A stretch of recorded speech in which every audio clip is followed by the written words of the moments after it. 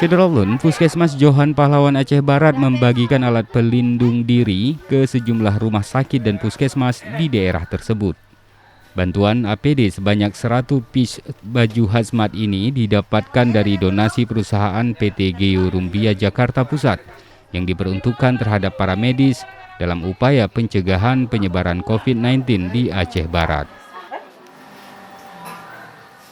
Selanjutnya, dengan pertimbangan masih minimnya APD di Rumah Sakit Aceh Barat, Puskesmas Johan Pahlawan berinisiatif membagikan APD itu kepada 13 puskesmas dan 4 rumah sakit, masing-masing RSUD Citnyadin Melabuh, RSU Montela, RSU Kesdam, dan RSU Harapan Sehat yang diberikan sesuai dengan tingkat kebutuhan. Karena melihat banyak staf yang khususnya dari tenaga kesehatan sangat minim dengan APD dan masih menggunakan mantel hujan.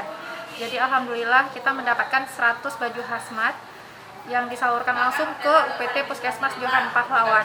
Saya Dr. Gigi Ruspatusina selaku Ketua Panitia dan Mutu Pelayanan dari Puskesmas Johan Pahlawan beserta tim dan juga Ibu Kapus berinisiatif untuk membagikan beberapa APD ke rumah sakit umum dan rumah sakit swasta yang ada di Aceh Barat. Dari Melabuh, Saadul Bahri, Serambi On TV.